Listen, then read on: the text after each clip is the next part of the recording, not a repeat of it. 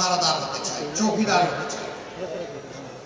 যদি আমাদের উপরে আমানত দেন, আল্লাহ যদি হায়াতে বাঁচায় রাখেন, 5টা বছর আমরা আপনাদের চৌকিদারের দায়িত্ব পালন করব। অতীতে যারা নির্বাচিত হয়েছিলেন তারা দেশের মালিক বলেছিলেন, আমরা স্পষ্ট ঘোষণা করেছি আমরা মালিক হব না, ইনশাআল্লাহ আমরা সেবক হব। মা বোনেরা এখানে এসেছেন, জুলাই যুদ্ধে তাদের অবদান ছিল না? ঢাকা বিশ্ববিদ্যালয়ের ছেলেদেরকে যখন কাবু করে ফেলেছিল তখন 2টা জায়গা থেকে বিস্ফোরণ ঘটেছিল। একটা হচ্ছে প্রাইভেট বিশ্ববিদ্যালয় সমূহের শিক্ষার্থীরা, ছেলেমেয়েরা বের হয়ে এসেছিল। আরেকটা হলো মায়েরা তাদের সন্তান, কচি সন্তান তুলে নিয়ে রাস্তায় নেমে এসেছিলেন। এটা গোটা জাতিকে উজ্জীবিত করেছিল। আমরা মায়েদের কাছে ঋণী, আমরা ওই সমস্ত তরুণ তরুণী, যুবক যুবতীদের কাছে ঋণী। আজীবন তাদেরকে শ্রদ্ধা জানিয়ে যাব ইনশাআল্লাহ। এই বাংলাদেশকে নারী পুরুষ সকলে মিলে সমবেতভাবে গড়ে তুলব ইনশাআল্লাহ। আমরা কোনো ব্যবধান ধর্মে, বর্ণে, জাতে পাতে আমরা রাখবো না। আমরা এই জাতিকে বিভক্তিতে আর দেখতে চাই না। আমরা একটা ঐক্যবদ্ধ জাতি চাই। যারা বিভক্তির পক্ষে কথা বলবে ধরে নিতে হবে তারা দেশকে ভালোবাসে না, তারা মানুষকে ভালোবাসে না। যারা পিছন নিয়ে কামড়া কামড়ি করবে বুঝতে হবে তাদের সামনে আগানোর কোনো চিন্তা নাই এবং যোগ্যতা নাই।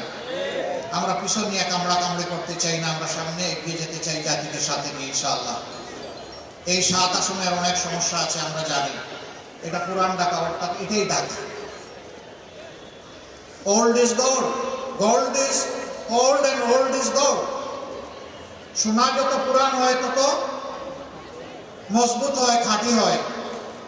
আর পুরাতন জিনিস যখন অতি পুরাতন হয়ে যায় তখন তা সোনায় পরিণত হয়ে যায়। আমরা ঢাকা, পুরান ঢাকাকে আধুনিক বানাবো না, আমরা পুরান ঢাকাকে সোনা বানাবো ইনশাআল্লাহ। সেই সুযোগটা আপনারা আমাদের হাতে তুলে দেন।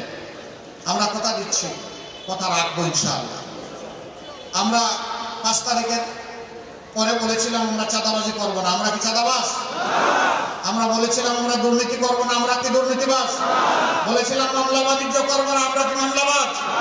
আমরা কথা যখন রেখেছি কথা তখন রাখবো ইনশাআল্লাহ।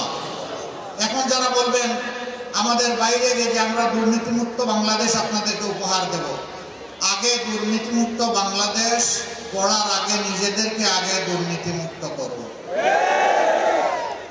বগলের নিচে ঋণ খেলাফিদেরকে নিয়ে সংসদ নির্বাচন করবেন আর জনগণকে আপনারা ন্যায় ইনসাফের বাংলাদেশ উপহার দেবেন।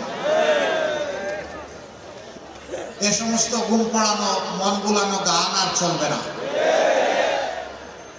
সদিচ্ছা তাকে আগে এদেরকে আপনারা বাদ দেন, বাদ দিয়ে বলেন দেখেন আমরা এভাবেই দুর্নীতিমুক্ত বাংলাদেশ গঠন করবো। আমরা আপনাদেরকে মোবারকবাদ জানাবো, জাতীয় আপনাদেরকে মোবারকবাদ জানাবো। সম্মানিত ভাইয়েরা এবং বোনেরা, আসুন তাই 12 তারিখ আমরা ইনশাআল্লাহ গণভোটে হা বলি এবং 11 গোলের প্রতীককে বেছে নেই আগামী দিনের নতুন বাংলাদেশের জন্য। যুবক যুবতীরা, আমরা ভাই বোন তোমাদের হাতে কোনো বেকার ভাতা তুলে দিতে পারবো না এবং দিব না, বরঞ্চ আমরা তোমাদের হাতে মর্যাদার কাজ তুলে দিতে চাই, যাতে সম্মানের সাথে তোমরা গর্বিত নাগরিক হিসাবে এই দেশের অগ্রগতিতে অবদান রাখতে পারো। যুবকরা যুবতীরা ইতিমধ্যেই জানিয়ে দিয়েছে তারা ন্যায়ের পক্ষে আছেন, তারা চাঁদাবাজদের পক্ষে নাই।